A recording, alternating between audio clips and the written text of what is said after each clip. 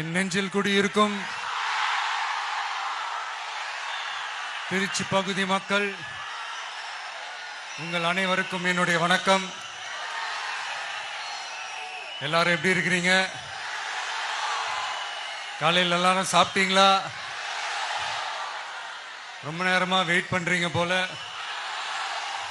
இந்த சீக்கிரம் முடிச்சிடுறேன். கேஸ் பிரச்சனையெல்லாம் எப்படி இருக்கு? சரியாயிடுச்சா? சால்வ் ஆயிடுச்சா? கேஸ்லாம் புக் பண்ணீங்கன்னா புக் ஆகுதா? இந்த கேஸ் பிரச்சனையினால எவ்வளவு பிரச்சனைகள், எவ்வளவு டீ கடைகள் மூடிட்டாங்க, எவ்வளவு ஹோட்டல்ஸ் மூடிட்டாங்க, இதனால எவ்வளவு கஷ்டங்கள், எவ்வளவு நஷ்டங்கள். அவங்களாச்சும் கொஞ்சம் உஷாரா இருந்திருந்தாங்கன்னா இந்த கேஸ் தட்டுப்பாடை கொஞ்சம் கண்ட்ரோல் பண்ணியிருக்கலாம். இவங்களாச்சும் கொஞ்சம் முன்னெச்சரிக்கையா இருந்திருந்தா அட்லீஸ்ட் நம்ம ஊர்லயாச்சும் இந்த கேஸ் தட்டுப்பாடை கொஞ்சம் கண்ட்ரோல் பண்ணியிருக்கலாம். இவங்க 2 பேரும் தான் இதுக்கு காரணம். ஆனா நம்ம ஸ்டாலின் சாரை கேட்டீங்கன்னா நமக்கு அதுக்கும் சம்பந்தமே இல்லையே அப்படின்பாரு. ஆனா அவரு வீட்டுல ஏதாவது ஒரு ரைடுனா, அவரு வீட்டுல ஏதாவது ஒரு பிரச்சனைனா டெல்லிக்கு பறந்து போயிட்டு வருவாரு. இந்த கேஸ் சிலிண்டர் பிரச்சனைக்கு கொஞ்சம் டெல்லிக்கு பறந்து போயிட்டு வரலாம்ல, கொஞ்சம் பிரயோஜனமா வச்சு இருக்கும்ல. கேஸ் சிலிண்டருக்கு மானியமா 100 ரூபாய் தருவேன்னு சொன்னீங்களே, என்ன ஆச்சு? கரும்புக்கு ஆதார விலையா 4000 ரூபாய் தருவேன்னு சொன்னீங்களே, என்ன ஆச்சு?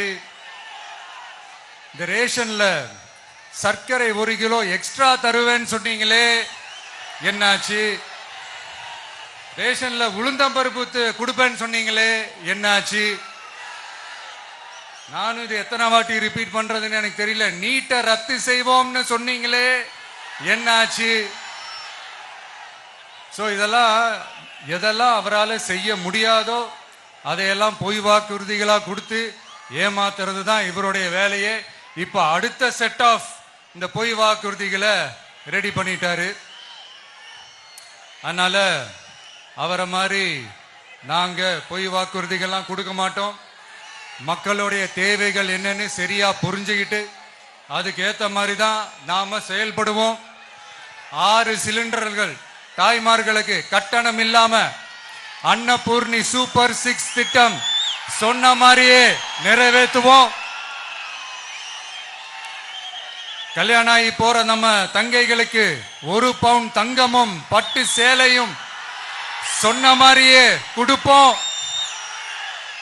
60 வயசு வரைக்கும் இருக்கிற குடும்ப தலைவிகளுக்கு மாதந்தோறும் 2500 சொன்ன மாதிரியே கொடுப்போம்.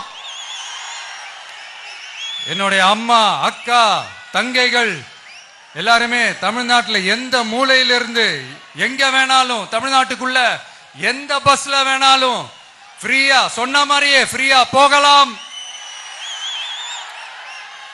கல்வி, ரேஷன், மருத்துவம், குடிநீர், சாலை வசதி, பஸ் போக்குவரத்து, இந்த மாதிரி அடிப்படை விஷயங்கள்ல தான் எங்களுடைய முதல் கவனம் இருக்கும். நான் ஏற்கனவே சொன்னது மாதிரி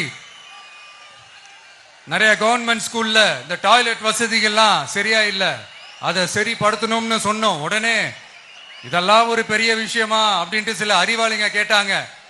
அந்த அடிப்படை வசதிகள் இல்லாததுனால தான் ஒரு 12th ஸ்டாண்டர்ட் படிக்கிற பொண்ணு ஒரு அவசரத்துக்கு ஒரு காட்டு பக்கம் ஒதுங்கினாங்க. என்னாச்சு? இந்த உலகத்தை விட்டே போயிட்டாங்க. அதுக்கு என்ன காரணம்? இந்த மாதிரி அடிப்படை வசதிகள் இல்லாததான் காரணம். அதனால என்னுடைய தாய்மார்களே, உங்களுக்கு பாதுகாப்பு இல்லாத இந்த அடிப்படை வசதிகள் கூட செஞ்சு கொடுக்காத இந்த தீய சக்தி திமுக அரசை என்ன பண்ணலாம்? தூக்கி வீசி அறிவோமா? எதுக்கு இப்ப அங்க இங்க சுத்திக்கிட்டு நம்ம ஊருக்கே வருவோம், நம்ம திருச்சிக்கே வருவோம். இங்க ஒரு மந்திரி இருக்கிறாரு, நகராட்சி துறையில வேலை வாங்கி தரதா சொல்லி கோடிக்கணக்கான பணத்தை லஞ்சமா வாங்கிக்கிட்டு தகுதியானவங்களுக்கு எல்லாம் வேலை வாய்ப்பு கிடைக்காத அளவுக்கு பண்ணிருக்கிறாரு. இதெல்லாம் எவ்வளவு பெரிய ஒரு ஏமாத்து வேலை. அதனால நம்ம தம்பி தங்கைகளே, உங்களுக்கு இந்த வேலை வாய்ப்பை பறிச்ச இந்த ஸ்டாலின் சார் சர்க்காரை என்ன பண்ணலாம்? தூக்கி வீசி எறிவோமா? உங்களுக்கு இந்த பாதுகாப்பு இல்லாத, சட்டம் ஒழுங்கு சரியில்லாத இந்த தீய சக்தி திமுக அரசை என்ன பண்ணலாம்? தூக்கி வீசி எறிவோமா?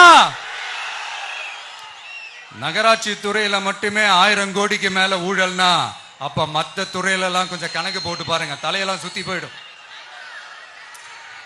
நான் கொஞ்ச நாளைக்கு முன்னாடி சொல்லியிருந்தேன், இந்த ஸ்டாலின் சார் டாக்ஸ் அப்படின்ட்டு, இந்த ஜிஎஸ்டி மாதிரி எஸ்எஸ்டி, அதை பத்தி அவங்க வாயை திறக்கலைங்க. என்னமோ அவங்களே ஒத்துக்கிட்ட மாதிரி இருக்குது. ஆமா, இப்படி ஒரு டாக்ஸ் இருக்குது அப்படின்னு அவங்களே ஒத்துக்கிட்ட மாதிரி ஆயிடுச்சு.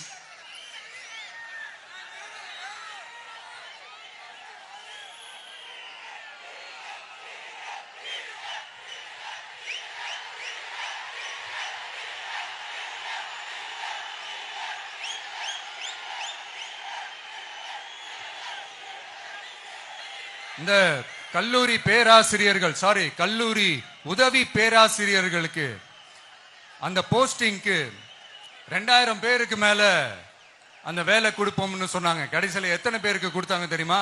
வெறும் 5 பேருக்கு. 2000 எங்க, 5 எங்க? அதனால இதெல்லாம் வெறும் அறிவிப்புகள் மட்டும்தான். இது மாதிரி லட்சக்கணக்கான காலி பணியிடங்களை நிரப்புவோம்னு சொன்னாங்க. அதுவும் என்ன ஆச்சுன்னு தெரியல. இதெல்லாம் வெறும் அறிவிப்புகள் மட்டும்தான். இதனால ஒரு யூஸுமே கிடையாது.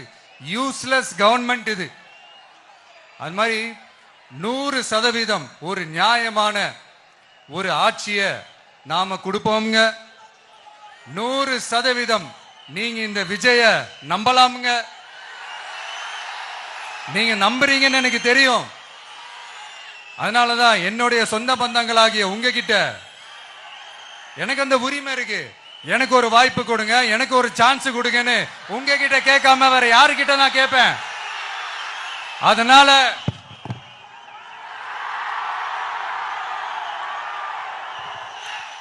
எனக்கு ஒரே ஒரு வாய்ப்பு கொடுங்க.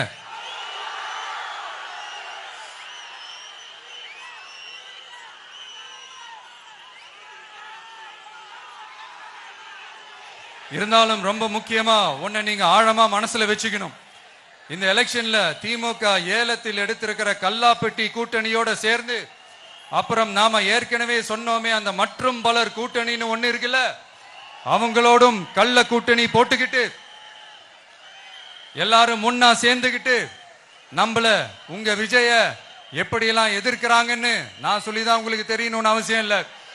இந்த கரூர் நிகழ்ச்சி சூழ்ச்சின்னு பலர் சொல்றது மாதிரி நம்ம கடைசி படமான ஜனநாயகன்,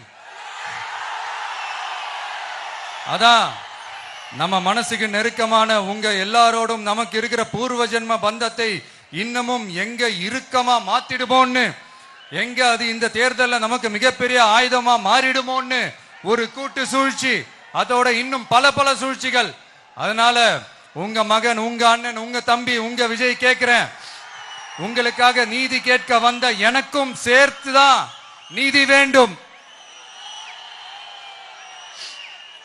அவங்க கொள்ளையடிக்க இதுவரைக்கும் எப்படி உங்களை ஏமாத்திட்டு இருக்காங்க தெரியுமா? இந்த காங்கிரஸ்ல இருக்கிற சிலரை கையில பணப்பையில போட்டுக்கிட்டு சிறுபான்மை மக்களை ஏமாத்த ஒரு நேரடி பாதி கதர் கூட்டணி, அப்புறம் இந்த மற்றும் பலர் கூட்டணின்னு ஒண்ணு இருக்குல்ல, அதோட டெல்லி ஓனரோட ஒரு கொள்ளைப்புற கள்ள கூட்டணி, அதாவது பாதி காவி கூட்டணி. கொள்கைன்னு ஏமாத்துறாங்க. அதனால இந்த திமுகவையும் நம்பாதீங்க, இந்த பாஜகவையும் நம்பாதீங்க. 2 பேரும் வேற வேற கூட்டணி எல்லாம் கிடையாது, ஒரே கூட்டணி தான். 2 பேரையும் நம்பாதீங்க. இதுல எந்த டவுட்டும் உங்களுக்கு வேணாம். நீங்க திமுகவுக்கு ஓட்டு போட்டாலும் சரி, அந்த மற்றும் பலருக்கு நீங்க ஓட்டு போட்டாலும் சரி, நீங்க யாருக்கு ஓட்டு போடுறதுக்கு சமம்னு நீங்களே புரிஞ்சுக்கோங்க. அதனால இந்த வரப்போற தேர்தலில் டிவிகேக்கு உங்க சப்போர்ட்டை கொடுங்க. இன்னும் பல வருஷத்துக்கு தமிழ்நாடு சூப்பரா இருக்கும். அப்புறம் நான் ஒரு விஷயத்தை திருப்பி ரிப்பீட் பண்றேன்னு சொல்லி யாரும் தவறா எடுத்துக்க வேணாம். ஏன்னா அது என்னுடைய கடமை. ஒவ்வொரு ஊருக்கும் போய் அதை நான் ரிப்பீட் பண்ண சொல்லியே ஆகணும்.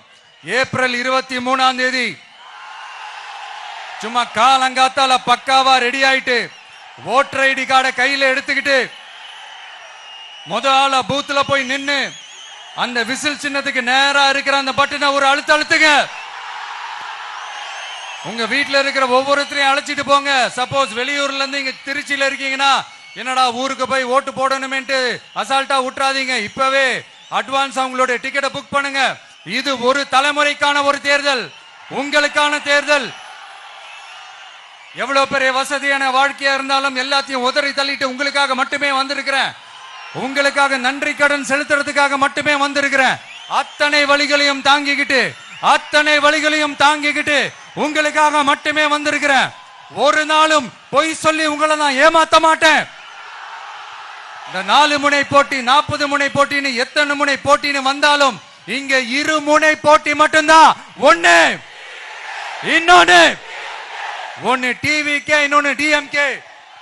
மக்கள் விரோத ஆட்சி நடத்துற ஸ்டாலின் சார் வேணுமா, மக்களை நேசிக்கிற விஜய் வேணுமா?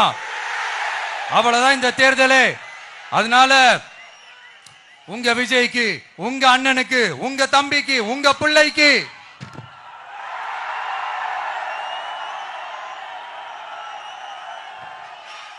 ஒரே ஒரு வாய்ப்பு கொடுங்க. தயவு செஞ்சு விசில் சின்னத்துக்கு ஓட்டு போடுங்க. இது ஒரு விசில் புரட்சி தேர்தலா இருக்கணும். இங்க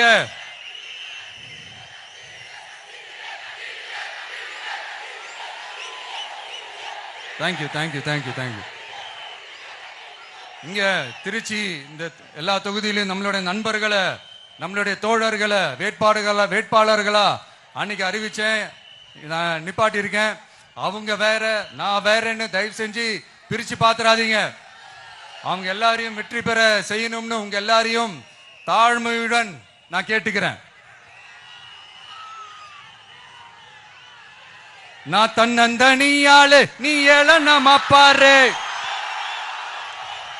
கொஞ்சம் நவுந்தனா இங்க 8 கோடி பேரு. மிரல போது ஸ்டேட்டு எங்க விசில் சத்தம் கேட்டு. நல்லவங்க வாழ நீ விசில் கடி ஓட்டு. கடைசி நம்பிக்கை மக்களை தேடி வருது. அதை இறுக்கி புடிச்சு ஒரு வரலாறு எழுது. உங்க விஜய் நான் வர. விசில் அடிக்க ரெடியா?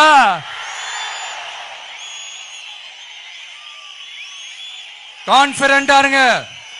நல்லதே நடக்கும். வெற்றி நிச்சயம். மீண்டும் சந்திக்கும் வரை நன்றி, வணக்கம்.